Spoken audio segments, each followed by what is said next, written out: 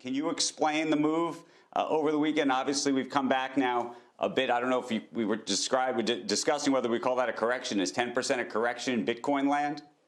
You know, Bitcoin's trading like 100 vol instrument at this point. So yeah, 10%, I guess, is within the one standard deviation up and down move these days.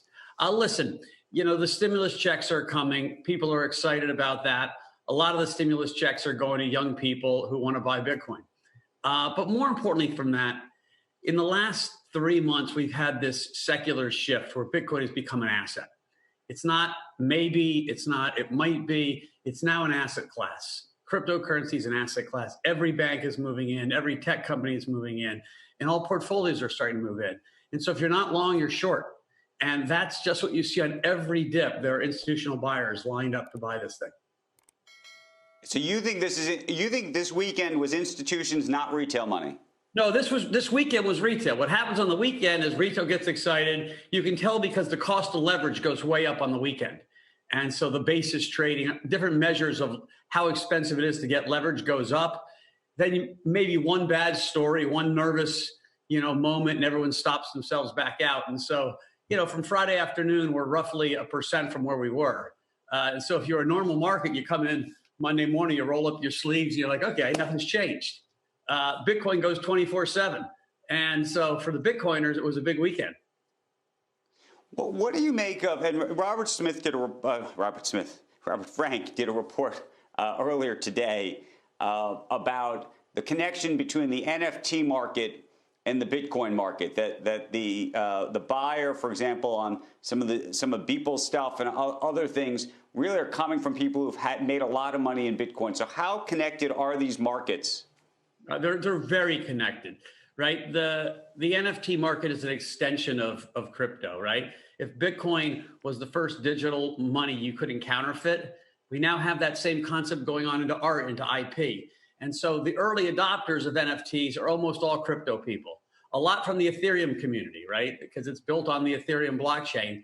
And so you see people that have made their money in crypto starting to participate. And that's a trend we see. We introduce someone to Bitcoin, they understand it, they like it, they start making money, and then they say, oh, what else? And then they look at the Ethereum ecosystem and start to understand what decentralized compute is and say, wow, that could really change the world. And then they look at decentralized finance and now NFTs. And so people are walking that journey along with us. How much do you think there's a natural point at which this gets to, let's say this gets to $100,000 or $200,000?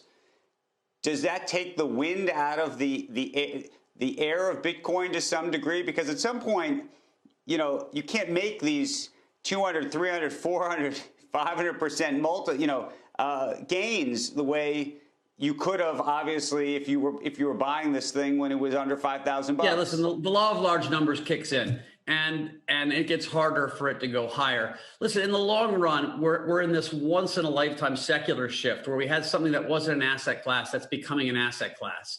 So every insurance company and pension fund and endowment and money manager needs to get something on the books. And so that's why we're having this kind of one-off secular shift.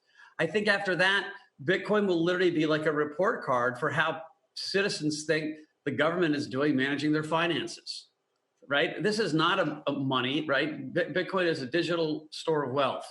And so in some ways, if people think, Powell and Yellen really have got it together and they're going to be able to land this giant super tanker, grow us, at full employment and not have high inflation, people will stop moving into Bitcoin. But right now, people are saying, hey, there's a chance that this super tanker crashes. And as long as that story is alive, both here and abroad, right, we've kind of got the same problem globally that we do in the United States with profligate spending. And so I think at that point, yes, you could see the wheels shift. But until then, until people really feel confidence that we're not going to blow out, listen, this new stimulus was a 10% GDP deficit on top of a giant deficit, right? We're kind of in uncharted territories on how much money we're printing. And Bitcoin is a report card on that.